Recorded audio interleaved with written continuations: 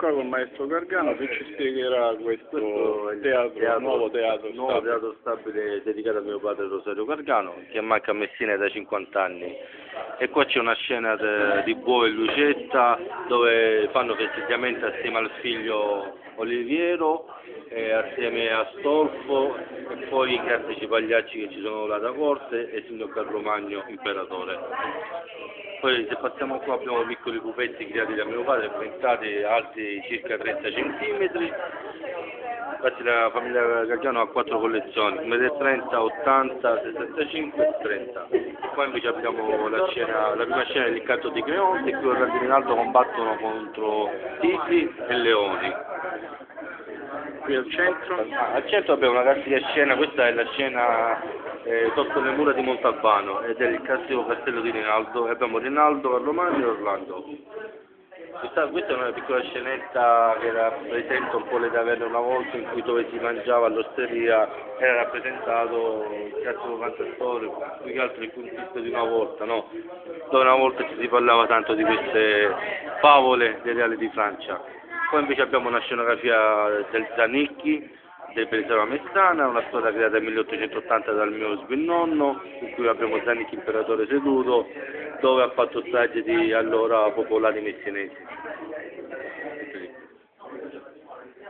Si chiamava Zanicchi. Zanicchi? Come la cantante Zanicchi? Bravo, pure essere un parente.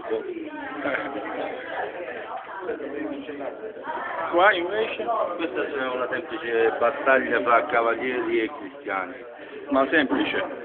Molto semplice, se tu vedi ci sono i classici tagli, si vede il sangue, abbiamo cadavere a terra, anche perché gli italiani di Francia battono molto fra le religioni cristiana e il paganesimo, no? È il punto cruciale, tra il bene e il male.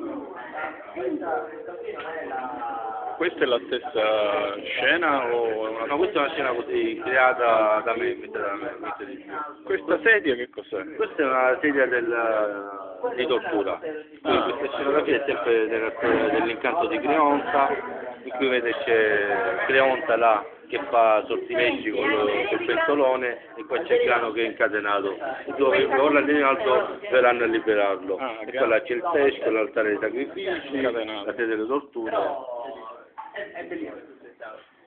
E questo teschio? Cosa? Un teschio qua? Vabbè, che è un classico leggio di una volta leggevano gli incantesimi, no? Questa è la maga Creonta, appunto. Aspettiamo tu stasera, quando Dorelli ci mette l'acqua per noi.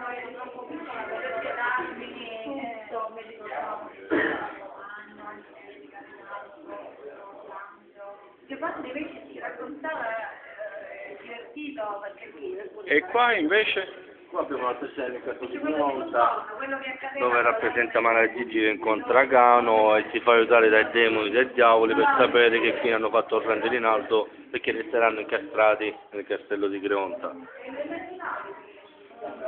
Abbiamo appunto piccoli mostriciattoli laterali in cui faranno spaventare sia Gano che la vedova che porta fiori.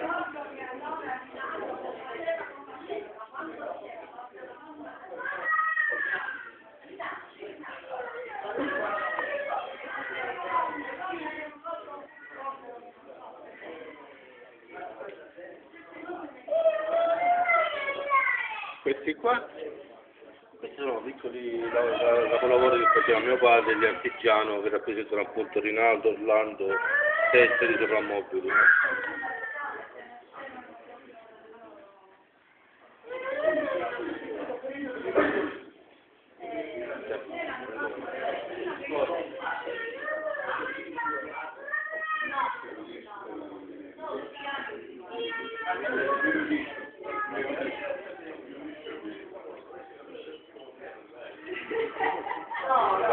Tuo padre qua è...